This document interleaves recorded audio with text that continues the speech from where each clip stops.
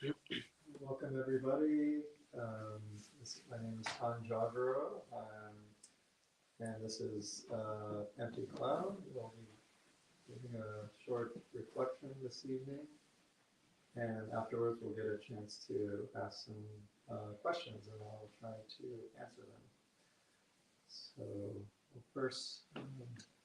I'll first pay homage to the Buddha. Namo tassa bhagavato arahato samma sambuddhassa. Namo tassa bhagavato arahato samma sambuddhassa.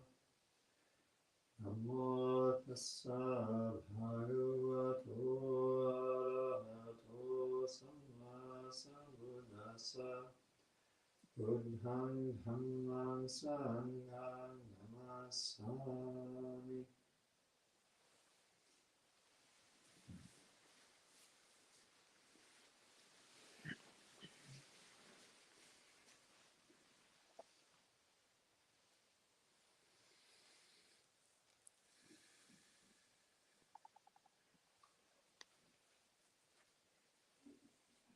Just a few minutes ago, during tea time, there was just myself and a few of the other residents in here, and we were having tea or juice and talking about Dhamma. And I was reflecting, I was like, oh, I guess Saturday night, I think there's going to be a program. I wonder who's going to be giving the talk tonight. And also, then noticed there wasn't anybody here aside for three of the residents. And I was like, oh, I guess there's not going to be any people here tonight. And of course, a few minutes later, I was told, okay, you're Tan Jagaro, can you lead the whole program tonight? And okay. And all of a sudden, the room starts filling up. And yeah, it's actually quite a delight. I hope things go okay. Yeah, but this is actually totally normal. We have a expectation for what's about to happen. I think this is what's going to happen. I make plans for this is what's going to happen. And of course, something else turns out. And this is actually, mine's going to have often a tendency to think that, oh, why does it have to be this? It's not supposed to be this way. It's supposed to be. But this, of course, is just a tendency of the mind. Life will present itself however it does.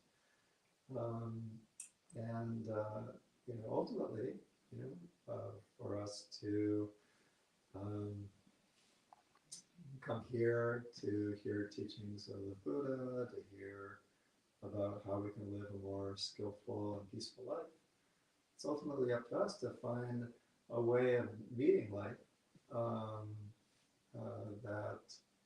that's wise, that doesn't create trouble for ourselves and others. And this is basically one of the core components of training our minds according to the Buddha's teachings, so we can experience more pleasant states of happiness on this journey, you can say, to experience the ultimate happiness that the Buddha said was possible for humans everywhere. And I was kind of also earlier today. I was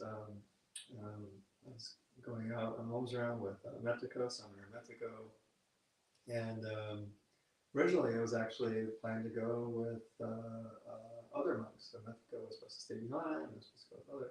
Of course, that changes last moment. So, and I was thinking about this. I was talking to Metiko as we were walking outside the monastery. And I was like, oh, there's one part of my mind is thinking, oh, maybe this you know, having plans to go one way, and now I have to do something else, and there's going to be a tendency to think, oh, you know, this is unfortunate, but, you know, or this is. Oh, sorry. Unfortunate. I realized how that sounded, and I was like, oh boy, that sounded really bad. Somebody quit, you know. Yeah. I'm probably like bright red right now. Sorry about that, guy. I didn't mean to I know. I'm trying to like condense like a conversation into like a short little bit. Anyways, we're chatting about actually like about expectations, right? And here I am expecting to actually, you know, share like a nice moment I have with Mexico, and here I am putting foot into mouth. But yeah, it was like, oh, you know, like, you know, it was more like around, I had made certain plans, you know, around things working in a certain way, and of course it was turns different. Originally, I was thinking of actually making plans to take the bus partway there. Instead, we were decided to go on foot, and it was actually a really nice walk. We went to the Montclair Farmers Market today. For alms round was often called Pindabata in Pali, or I think in Thai pronounce it Pindabat, something along those lines. I don't speak Thai, but I think that's what I hear Thai say. And it was quite a nice morning. It was relatively warm, right? It was 30s, got to about 40 degrees by the time we got there. Of course, it's much warmer than it was maybe a week ago. I think it was like about 8 or 0 with the wind chill, and you know, going in alms and those sort of conditions. It's quite pleasant, you know, going on 30-degree weather, and this is something both Methika and I were noticing. It's, you know, like, you know, not only does having that contrast between a broader experience of things can help us meet any particular experience and actually go, oh, this is actually quite pleasant, right? You know, I was originally from California, and in particular, I was from Los Angeles, a beach city in Los Angeles growing up, and so there I rarely got below 60 degrees and rarely got above 85 degrees. And so if you lived much of your life like that, pretty much like 50-degree weather was like freezing, you know? And so like, you know, if you had asked me, like, I don't know, when I was, you know, 15, coming out to weather like this, I would have been like, you know, out of your mind, like, like this. But of course, you know, to native New Jersey, and this is totally great, really beautiful weather. So maybe somebody who lives in Alaska, this might be kind of sweltering, you know, a t-shirt or something. And so a lot of this is, you know, a lot of our perceptions around experience have a lot to do with our conditioning, right? And also our expectations around them, right? And so the more kind of broader our kind of experiences, and the degree that we don't put expectations on our experiences, or as I assume likes to say, is that we can just keep lowering expectations, you know, low as possible. It actually makes it a lot more easeful, in, experiencing things. And so it's actually starts becoming a problem. And you know, typically when problems start coming up, is we start putting lots of expectations. We want things to be this way. We don't want to be that way. And then all of a sudden we start putting contortions on our mind. We start upsetting ourselves, and often it spills out. We start upsetting others. We start complaining and complaining more. And the other person's thinking, wow, this person's complaining so much, and they start complaining. You know, all of a sudden you start fighting, and nobody wants to do anything. That's it. It didn't happen. It was actually very pleasant morning. I'm just trying to posit an alternative history of what could have happened. You know, Tan Jagaro goes out all day in the morning and starts complaining, and Mexico starts complaining, and all of a sudden they don't reach the destination, and no food is gotten. So, um, but yeah. So what is it about all this? What and like what's the sort of underlying principle at work here?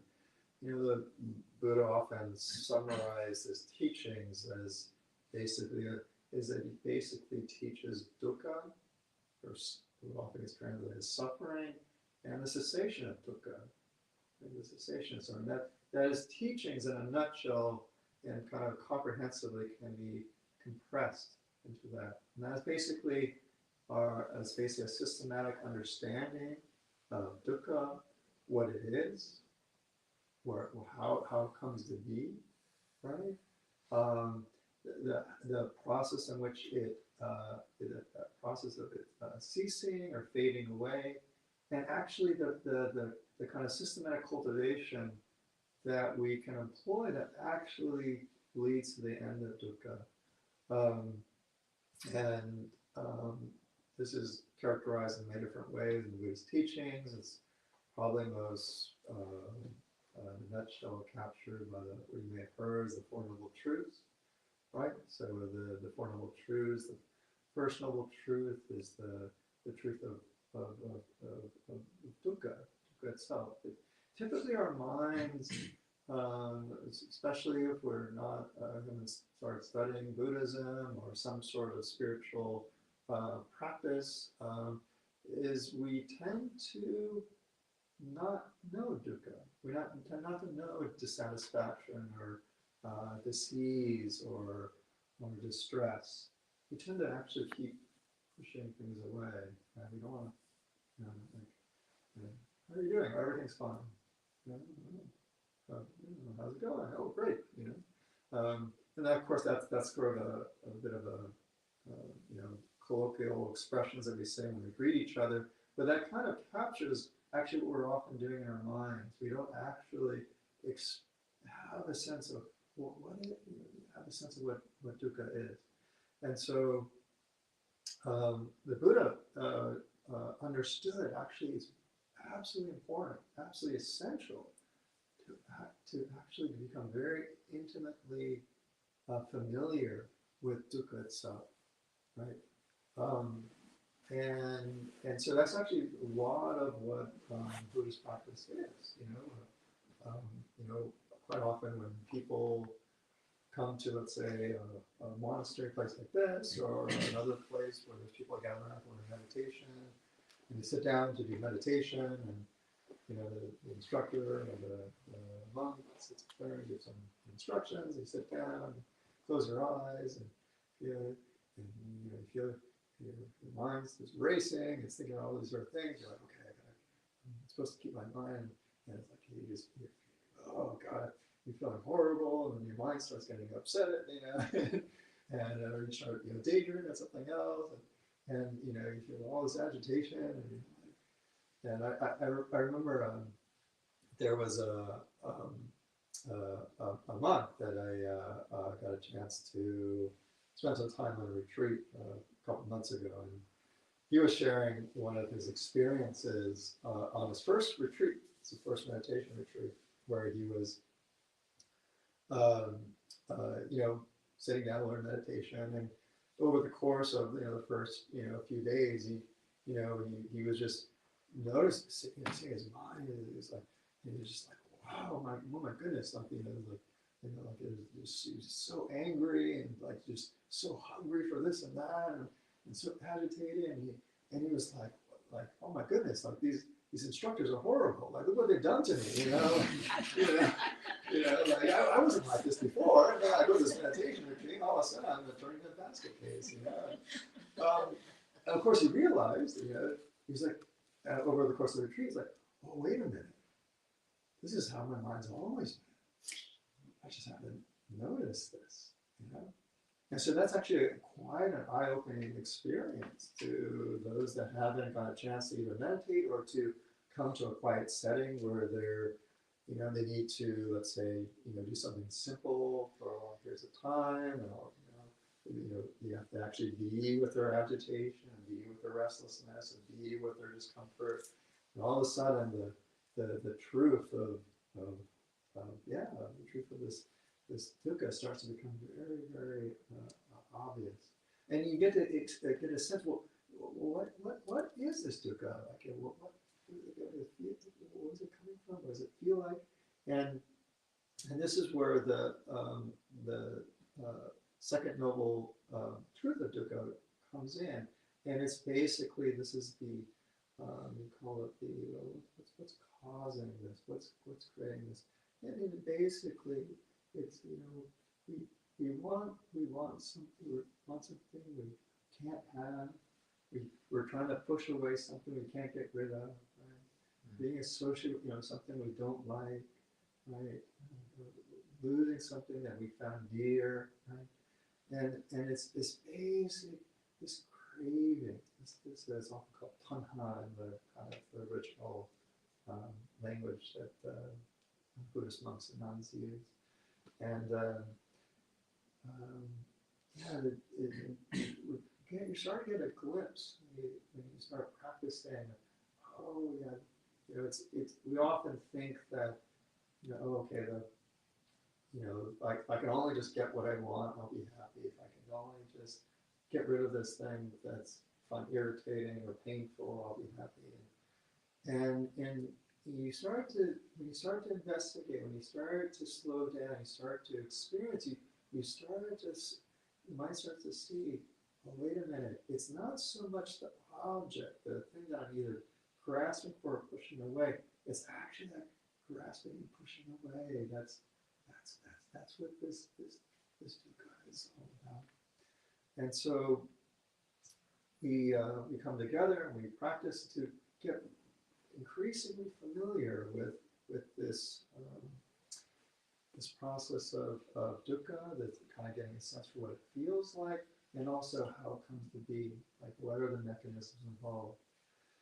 Of course, if dukkha were just sort of, if it just kept piling on over and over and never actually ceased, we would probably explode or something, right? Just, all this dukkha just be piling on, who knows. But there might, but we don't actually usually experience piles and piles and piles of dukkha that never end. It may seem like that sometimes. But there is the various experiences we have, they end, right? And the dukkha associated with this pushing and pulling can end kind of in a natural way, not necessarily due to any sort of kind of spiritual liberation, but just from the kind of those causes, those conditions subsiding. And so, but we often don't see that. We often just totally miss out on that. We just, like, oh, okay, that really irritating person's gone, right? We just notice that relief, right? Or we just, we finally, we finally get that thing we want, craving after that, that, ice cream cone or whatever you're going after, and you just more or less there, just kind of paying attention to that experience of the taste, but that actual like cessation, we actually are just as much as we're constantly pushing away dukkha, our minds are constantly overlooking this process of cessation. It's constantly just totally overlooking it. And so this Buddhist practice also, again, through like meditation, through quieting your minds, through being more attentive, we're actually encouraging ourselves to understand this process of cessation. And that the Buddha was pointing out that the liberation that he experienced at the other, what are called the noble ones, the ones who fully understood his teaching, who realized his teaching, they experienced. You can kind of get a sense, like, just imagine, like the craving I'm experiencing, let's say right now, like, okay, you kind of get a sense that there's something you let's say, kind of pushing away, or there's something you're kind of pulling towards. What if that subsided? And what if other agitation subsided? What if other agitation subsided? What if all that pushing and pulling subsided? What if it all subsided? All that pushing and pulling subsided?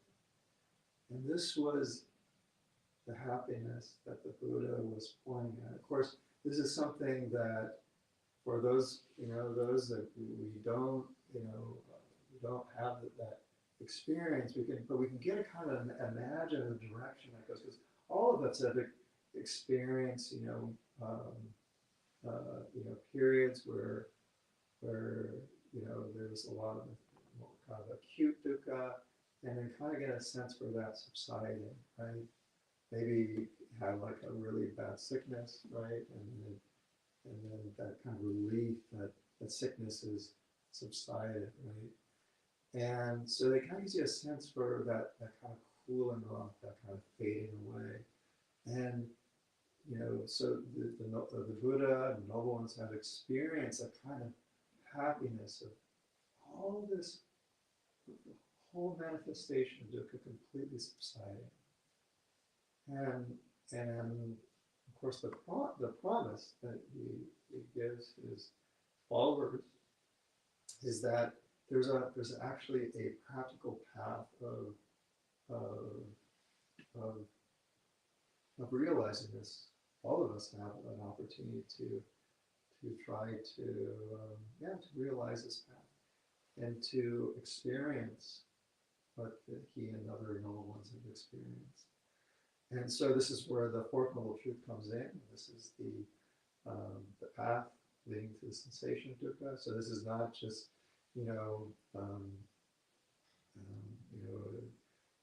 unfortunately, it doesn't seem like we can just accidentally stumble ourselves into complete cessation of dukkha.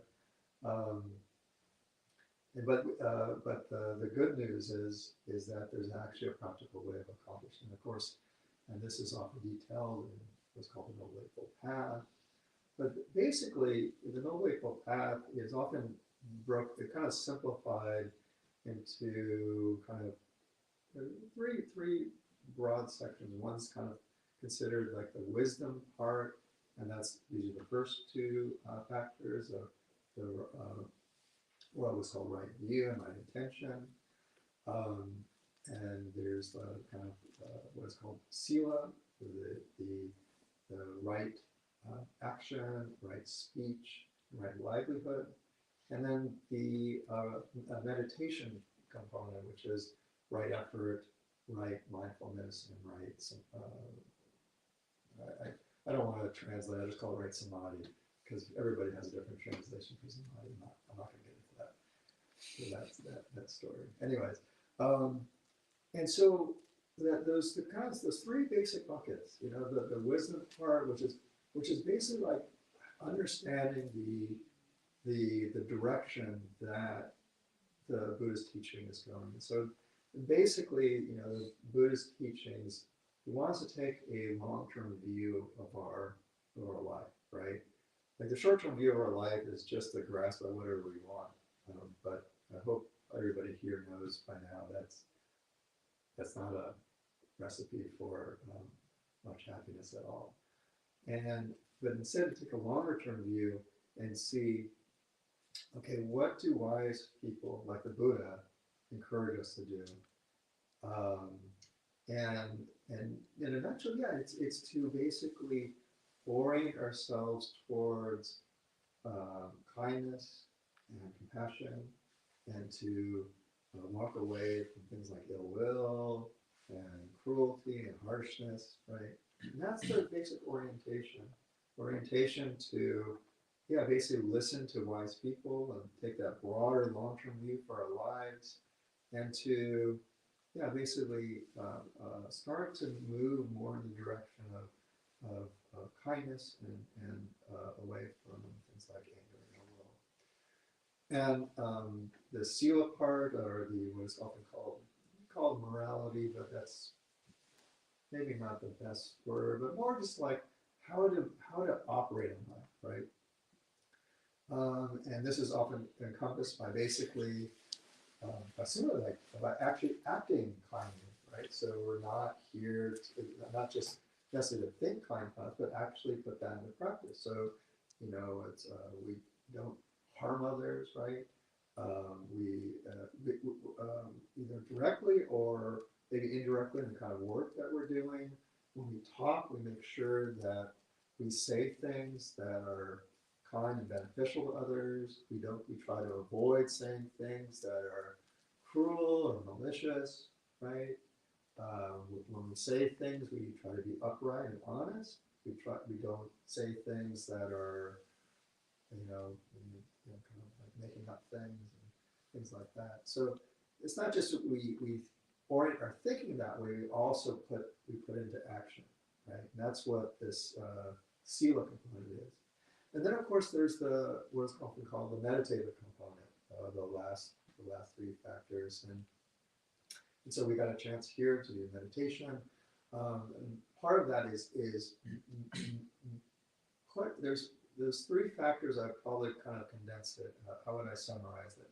So right effort, I'd probably summarize it as my preceptor actually says it, I think, really well. He says, it's this. It's the right effort is basically seeing if what one is doing is that actually bringing about wholesome and skillful qualities of mind. Is it actually bringing out wholesome and skillful, positive states of being? And is it actually decreasing unwholesome things or unskillful things? Is it actually decreasing kind of negative states of mind? And if you're doing that, that means you're probably on the right track. And if, on the other hand, if what you're doing is decreasing your skillful qualities or decreasing your wholesomeness, and it's increasing your unskillful qualities, right? You're becoming more angry and more agitated and shouting at people. Then it's like, whoa, maybe what I'm doing is kind of. So that's a summary of what that right action's about. I'm sorry, right effort. And then the sati and samadhi are part of what we're developing meditation. So sati is that basic. It's like basic being present to what you're setting out to do. So, for example, we're meditating, we're being with the body, or being with the breathing, or we're meditating on an object. Like sometimes we meditate on the parts of our body, or we might meditate using things like loving kindness. But we're just keeping that in mind. We're not thinking about something over here. We're not fantasizing something over there. We're always just kind of bringing that in mind, and we're being present to that experience. So that quality of sati is that degree of building that up, that basic presence and attention to experience. And then samadhi, the quality of samadhi is when the mind can become very stable and still, and very calm and peaceful with that experience. Right?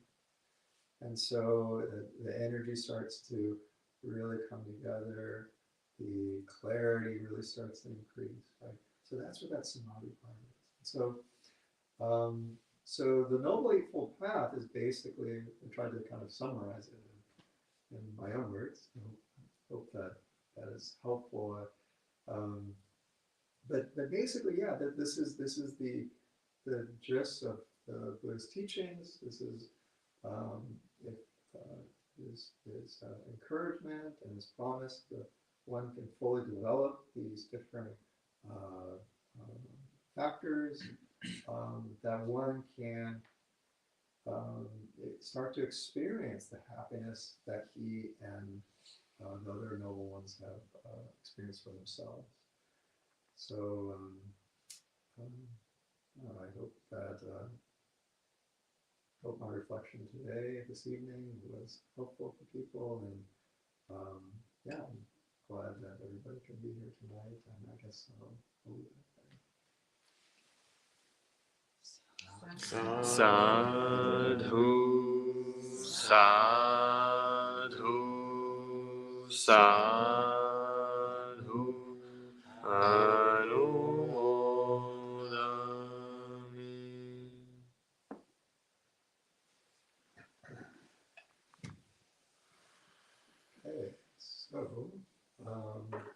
this is the part of the evening where we open it up to questions from the participants here, both live and virtually. So if anybody has any questions, yes, Joe.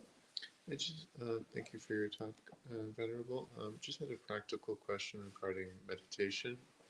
I'm finding that when I'm sitting, the mouth will fill up with a lot of saliva, and I'll find I have to swallow a lot, and that can sometimes be distracting. How have you trained to work with that in your practice?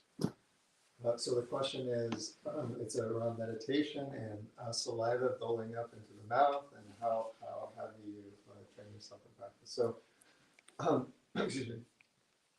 That's actually a good question because this often happens. Sometimes, saliva build up, or there can be something happening. Recently, I had kind of nursing a cold back to health, full health, and the coughing, tendency to cough will happen, or sometimes you might have like an injury, and we actually have, we can't. It's not good for us to just stay still, so we have to move it. So anytime. I think the most important thing around all of this is not being too obsessed with being perfectly still. It is good to be perfectly still because the more movements you physically do, is more you're sort of, I don't know how to put this, like, it can start to also move the mind. So, but sometimes these things are unavoidable. So the reason why I must put that out there is that is recognizing, oh, okay, I should move. In this case, for example, you have a lot of saliva in your mouth, so or somebody else has an injury, or somebody is feeling the need to cough. So when you need to move, the thing to do is to actually just do so intentionally and mindfully. So instead of just immediately reacting, which I think you're not doing, so you're just like, okay. You're not just moving out of habitual impulse, you're remaining still. And you recognize, okay, there's a lot of saliva building up. There's a huge amount of saliva building up. If I don't do anything, it's probably going to start, running down my mouth. You can let it do that, but you're like, okay, probably be good to do something at this point. Okay. So you decide, okay, I'm going to do something. And then so when you do something, you make it a clear intention, and then you try to move in as like a gentle and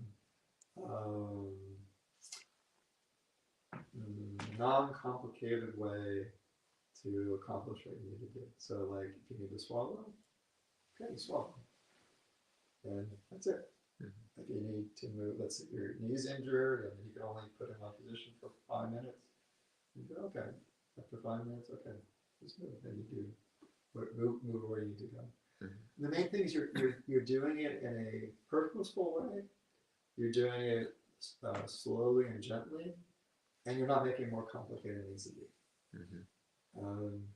So I think that's the kind of broad thing. Now, there might be some, I don't know, maybe some tricks around the saliva part. My guess is that, I know for myself, I'm not saying you're also experiencing this, but I know that when I was a more junior monk, and it would start to get around mealtime, you'd be kind of sitting there, and you'll get your food, and you put your bowl down, and you're waiting for everybody else to get their food, and you're all kind of sitting in the hall, and everybody's waiting, and you're kind of like just, all this desire is building up, and I can just often just feel my mouth just starting to like all this, saliva is building up. And, and so, because there's so much attention towards the food, there's so much craving coming up because of that tension, right? My mind was thinking about the food, right? And because it was thinking about the food, the fantasies start, and the fantasies start leading to craving, right? So, and that's when the saliva would start kicking in, right? Now, the saliva had nothing to do with food, but so what I'm saying is there may be like, you might notice that if you do certain types of meditation, one practice versus another, or if your attention in a certain place versus another, maybe saliva increase versus not. So I would experiment with that. See, try another different type of meditation practice, see if you can put your attention on different things and see if that changes the amount of saliva you produce. Thank you. Just to follow up, do you keep the jaw like really closed, or do you leave it loose a bit? Yeah, just normal. Yeah, if you're finding your jaw like this, Yeah. Yeah, see if you can like loosen it. That's usually like a sign that something is also going on. Like, yeah, just normal. You know, you don't want your mouth like kind of gasping open, but you don't want to keep it.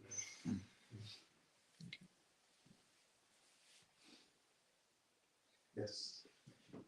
So something I was looking at like the links of dependent origination at some point, but then at some point today I was like kicking around in my head. And I'm a therapist, so I have like thoughts about things that kind of slip into psychology at some points.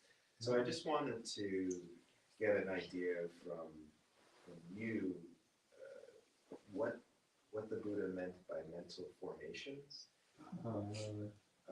Sankaras. Yeah. Just so that I can kind of separate in my brain the psychology version of what I think that means versus what the Buddha meant.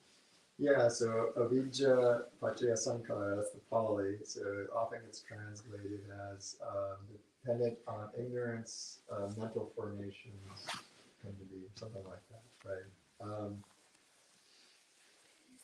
You know, given your background, it's like, well, one, I'm actually delighted that you're thinking about dependent origination, because that's part of me's like kind of like, yeah, all right, yeah. Yeah, as a psychologist, my intuition is not to, try to read too much into it. So my understanding, and I would imagine many different Buddhist monastics will have different interpretations of this, but basically that avijja, the ignorance or not knowing, is this. Yeah, basically the mind doesn't realize how it's creating suffering, so it goes out, right?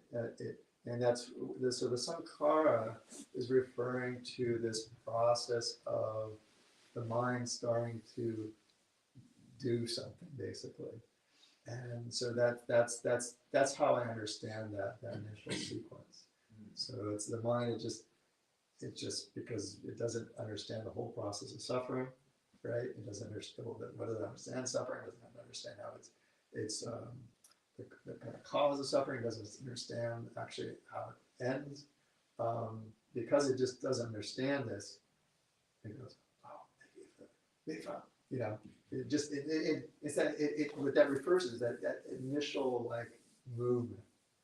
So that's how I understand that. Does that answer your question? Yeah, so I mean, just to, I guess, follow up this initial thoughts here. Yeah. So it's just kind of the initial cognitive whatever. It's not like a specific thing. It's just kind of, it could be awareness, it could be perspective, it could be like initial thoughts, it could be intention. Right. Well, the awareness comes later in the chain, right? The awareness of some sort of experience, right? But yeah, it's that initial movement, the habitual movement. Because I guess the awareness is in like the contact with six sense stores or something. I got it. All right, cool. Dan? Would it be more accurate to use sankhara to refer to thoughts or to refer to volition? You mean the concept of dependent origination, or is in general? Just in general. Oh yeah, this is a good one. Or both. I'm so let's say sankhara in terms of like, so there's sankhara in terms of like when you're just talking about things in general, right? And my understanding of what I was told of Pali, it just basically means like a collection of things, like a things. And so the Buddha basically meant to, my best understanding is meant to use that in a kind of colloquial way to just refer to the various things in our experience that are put together, right? And you just find like, boy, like all these experiences I've had, they have this nature of being kind of put together, right? They're not just sort of independently existing on their own. And so that's my sort of understanding of kind of the more colloquial meaning behind it, right? The kind of non-Buddhisty kind of meaning behind sankhara. And then of course, like when it's used, let's say in the context of, let's say, the five aggregates, right?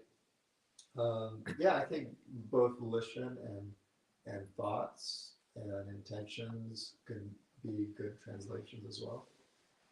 Yeah. So does that answer? Okay. Yes. Thank you for your talk. I'm wondering if in the teachings of the Buddha, he goes into discussing the meaning of suffering, or just simply describes what suffering is and how it comes about and how it comes to cease. Is there a meaning to suffering that he discusses at any point? Okay, so the question is there a meaning to suffering as opposed to just describing it and like how to come out of it? And I guess I have a question to you. Like by meaning, do you mean like purpose, like a or purpose this to is what it's the purpose it serves? right? Why right. would there be suffering? Right. What would Oh, be the purpose of that? Yeah, so is there like a purpose to suffering? Is there a why to suffering?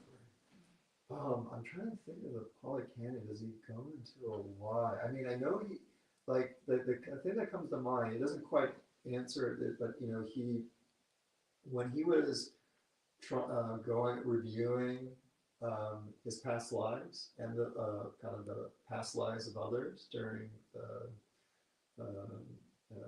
kind of the sequence leading up to his enlightenment, he wasn't able to find a beginning to this process, right? In other words, that there didn't seem to be a point where everything started from his investigations. And so this isn't directly answer it, but the kind of inferred meaning that I interpret that is that you know, maybe there isn't a sort of a purpose to this, sort of like this kind of like this kind of beginningless kind of process of, you know, stuff happening, or, you know, dukkha keeps arising and ceasing.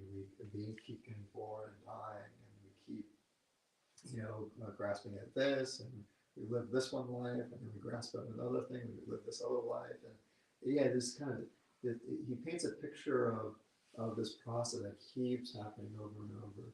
So he doesn't answer my reading of the Pali Canon, as I don't recall a place where he answered that question you had.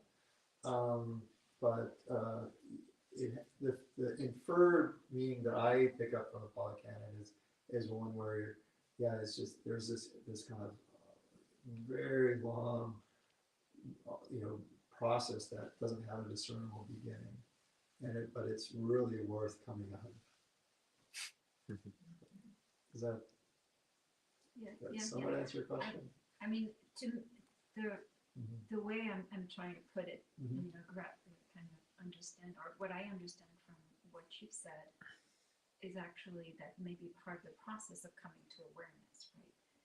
In a way, it's a journey. To me, it feels like a journey. You have to really embrace it and really go through it in order to reach some form of awareness or enlightenment. Yeah. That's how what it feels, and it seems like it's connected. It's not simply here's where we need to go and you just need to cross the ocean. This is on the other side.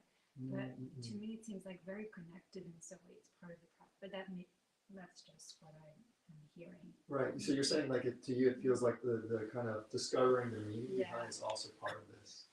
Is my understanding you correctly? Or that in a way you might not become aware if you were not experiencing suffering. There's, like you said at the beginning, which was interesting to me, is that it is important for us to experience the suffering instead of avoiding it, right? Instead of trying to run away from it, pretending it's not there, but experience it in order to to get to some awareness, right? Yeah. That's what I heard you say. Yes, yes.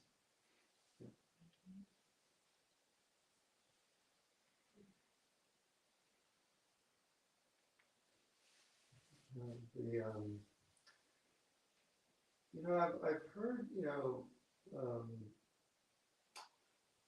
people talk about things like kind of they will posit a kind of a purpose to life or a meaning to it, and other people say, oh, there's no meaning to life, or other people say, oh, it's whatever you want it to be. Um,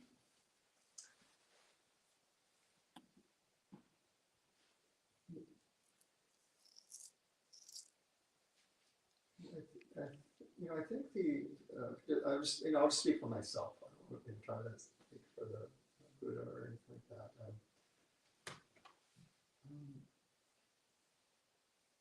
I think something related to meaning to me is maybe like hope would describe it, or a sense of purpose, right? It seems connected. And I recall talking to another monk about hope, because the Buddha doesn't talk about hope. It's kind of an interesting word. We're both noticing like there seems to be well, it's kind of actually hard to do most of anything without a kind of sense of hope for something, right? And we're both reflecting on like, I don't recall really hope in Polly Cannon, but it seems important, like without that kind of sense of like this might lead somewhere. Like why are we, why put out any effort, at all? And so I would say that I think this is where what often gets the word sadha, what often gets translated as faith. I think this is where this connects with, right? Because it's what we're doing something out of a kind of a promise, or maybe a hope, or a sense of something we haven't experienced yet, right?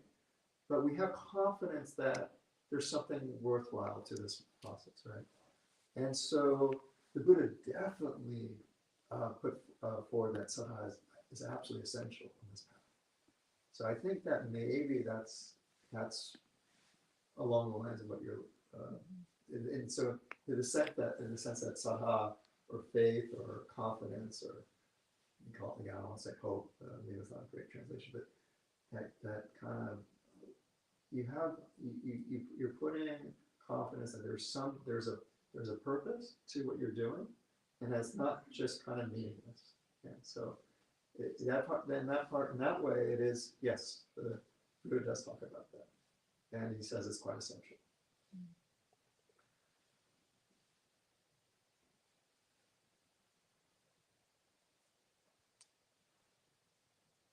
Yes. I'll frame a slightly nebulous question, but just to offer, I'd like to hear any reflections that you have, particularly on right effort, and specifically right effort, so in a very practical way, without aversion. So sort of if I think about the right efforts and eliminating unwholesome things, but doing that in a way that doesn't sort of bring aversion to it, right? Like, there's the methods for changing distracting thoughts and so forth. But again, sort of a broad subject area, but the point being, for, just as an example, one can have an unwholesome thought and realize it, but then immediately have aversion to it, or try and replace it. But just so sometimes there's even a subtle aspect of aversion in trying to resolve an unwholesome. So I'm just trying to think about, basically the headline is skillful right effort, that doesn't just add more aversive comma on top of it, if that makes sense, and just wherever any reflection you might have. Sure. in practical terms. I'm not even necessarily talking on the cushion. It's just working skillfully in that way. Does that make sense? Yeah, I think so. Let me try to put your question out there and let me know if I got it. So the question, as I heard it, was, how do we practice right effort without adding aversion? Let's say getting rid of unskillful qualities. Because if we just add more aversion to it, it just feels like we're just compounding things. Did I get it? Okay. Thank you. No, that's a good question, and yeah, if you're noticing that, sadhu, and like if you're noticing, like, oh yeah, I keep adding aversion to my aversion, and it doesn't seem to actually help. I get more aversive, more agitated, no, that's good. So what you're recognizing is that, yeah, this kind of, if I just keep like pushing things away, kind of endlessly. Maybe this isn't going to work out in the end. And so, one of the things I was reflecting about Buddhist practice is that it's sort of like maybe this analogy is not going to work so well, but like when I was young, I was really into astronomy, and I was thinking about like space, and, like the planets, and all the different things in our solar system. And so when you have like things, let's say you're in a spaceship, right, and you're trying to, let's say, like enter the Earth's orbit, right?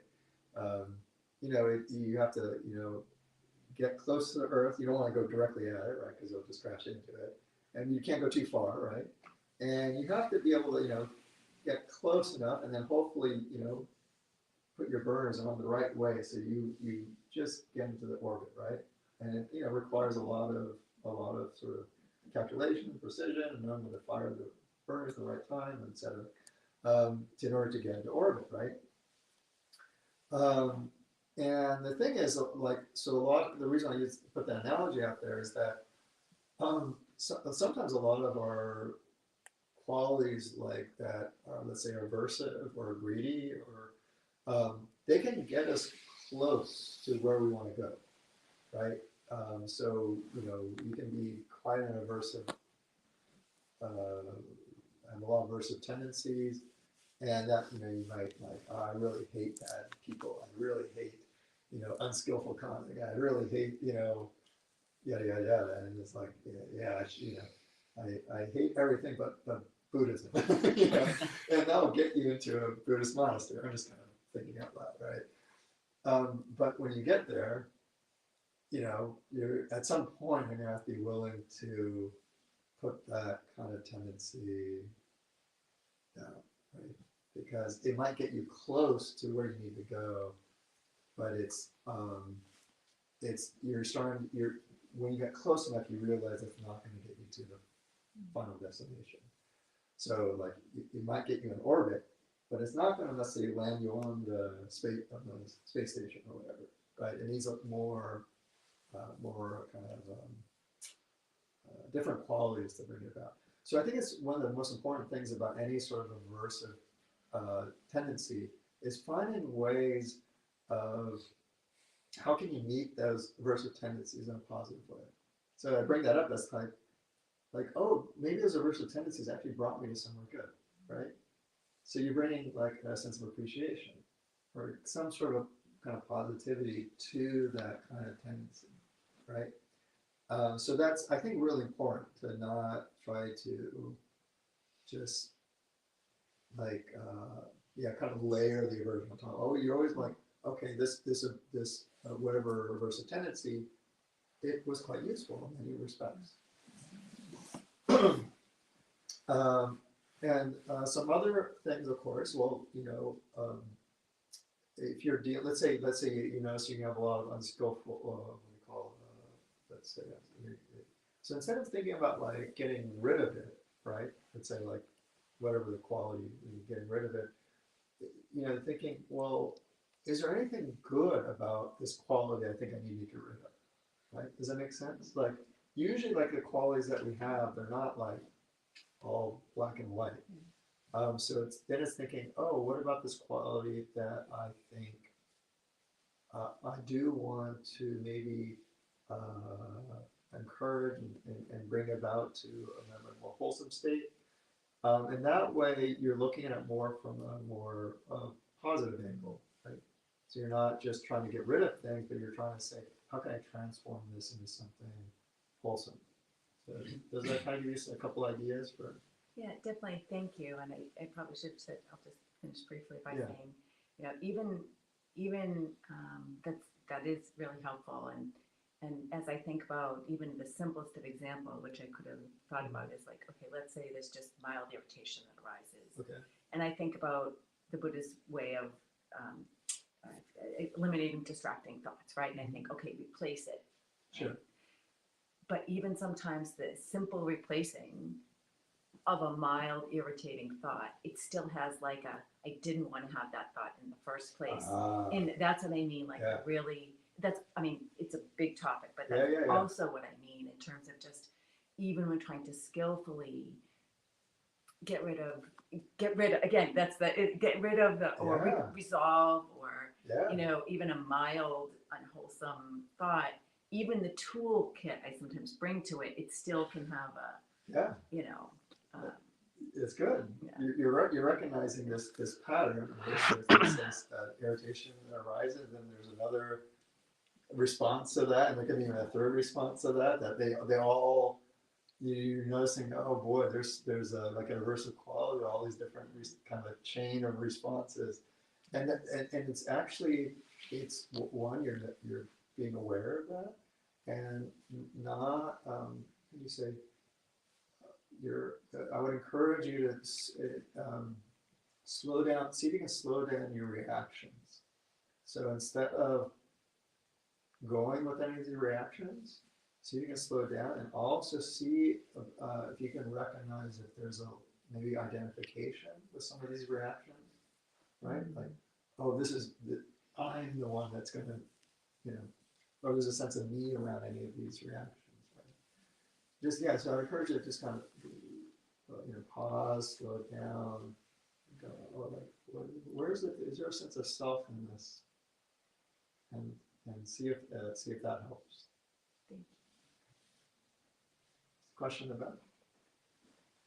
Yes, Steve. Oh no, you didn't have a question. Okay. Oh, thank you. Okay, you're welcome. Question?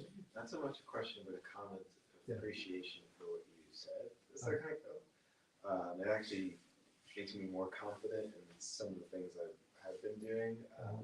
Recently, maybe this is months ago, but Torre Sala, who's in the Theravada tradition, spoke about the antidotes to the hindrances, and with aversion, which my mind goes to very quickly, to pointing to energy and effort. And the way I was understanding, the way she was explaining it, was similar to what you were saying, like bringing that, channeling it, not necessarily having to get rid of, push away. And in my work, I'll just quickly, I do have a lot of aversive tendencies toward it. At some point, I was just like, maybe I can use this like to help the people that I'm helping, and it actually, it's been very helpful. You know, it's like, and similar to what you're saying, also not identifying with those thoughts. Like, once I was able to kind of use the energy but not take the thoughts too seriously, it just was like, just kind of flowed a lot easier. So, Right, great. Thank you. So it was a comment. What's your name? Alex. Alex, are you okay with me saying out loud? Yeah. If it was, yeah. So Alex was sharing a comment about how he found that what were the last question reminded him of teaching that you heard that you were implementing in your own practice with where instead of just trying to push away like kind of aversive things, you're trying to skillfully bring that in. I forgot how do you the word? Channel it. Maybe? Channel it, using a channel it, and that's actually quite helpful for you. And aversion is the same as rejection. Sorry, Aversion. sorry, I can't see. Yeah, it's aversion the same as rejection. So aversion is usually meant to be just any sort of quality of mind that is irritated or doesn't want. So it encompasses all sorts of things. It encompasses everything from ill will to hostility to aggression to rejection. So it's kind of like a basket term. So it includes rejection, Like pushing away. pushing away.